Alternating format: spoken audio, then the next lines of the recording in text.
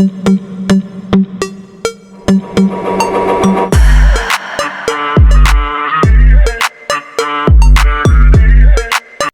प्रताप, जिसे जनवरी 2026 में भारतीय तटरक्षक बल इंडियन कोस्ट गार्ड में शामिल किया गया, भारत की समुद्री क्षमताओं में एक महत्वपूर्ण मील का पत्थर है, विशेष रूप से समुद्री पर्यावरण संरक्षण के क्षेत्र में।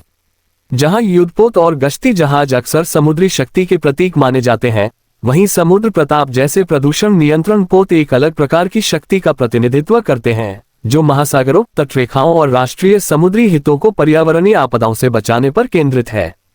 बढ़ते समुद्री यातायात और अपतटीय गतिविधियों के इस दौर में ये पोत एक अत्यंत समयोचित और रणनीतिक संपत्ति बनकर सामने आया है। मेक इन इंडिया पहल के तहत स्वदेशी रूप से डिजाइन और निर्मित समुद्र प्रताप विशेष प्रकार के जहाज निर्माण में भारत की बढ़ती आत्मनिर्भरता को दर्शाता है। ये भारतीय तटरक्षक बल का अपनी तरह का पहला प्रदूषण नियंत्रण पोत है, जिसे तेल रिसाव, रासायनिक रिसाव और समुद्री प्रदूषण की घटनाओं पर तेजी और प्रभावी ढंग से प्रतिक्रिया देने के लिए डिजाइन किया गया है। भारत की लंबी तटरेखा पर बढ़ते वाणिज्यिक जहाजरानी, अपतटीय ऊर्जा अन्वेषण और बंदरगाह विकास के कारण समुद्री प्रदूषण का खतरा काफी बढ़ गया है, जिससे ऐसे पोत अब केवल उपयोगी नहीं बल्कि अनिवार्य हो गए हैं।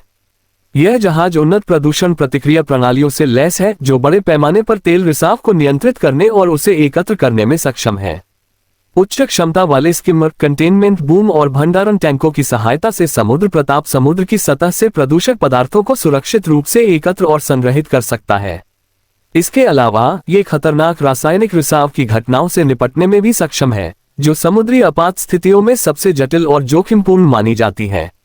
इससे ये पोत पर्यावरणीय संकट के समय एक अत्यंत महत्वपूर्ण प्रथम प्रतिक्रियाकर्ता बन जाता है। प्रदूषण नियंत्रण से आगे बढ़कर समुद्र प्रताप की भूमिका समुद्री सुरक्षा और प्रशासन तक विस्तृत है।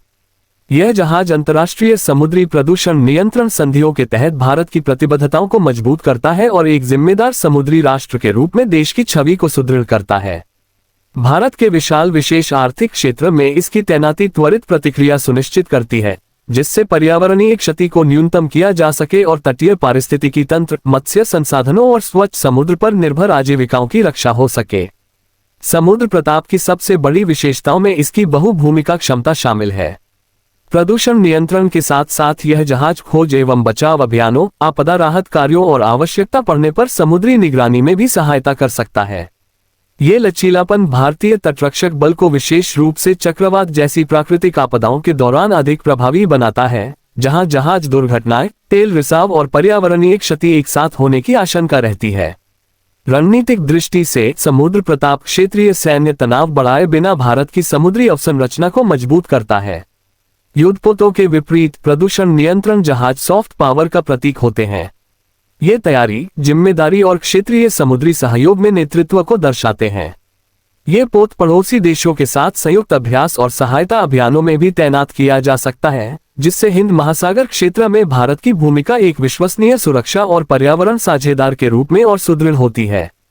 समुद्र प्रताप का कमीशन होना इस बात को भी दर्शाता है कि समुद्री शक्ति की परिभाषा अब बदल रही है। आधुनिक समुद्री शक्ति केवल युद्धक क्षमता तक सीमित नहीं है। पर्यावरणीय सुरक्षा, स्थिरता और त्वरित संकट प्रतिक्रिया अब उतनी ही महत्वपूर्ण है।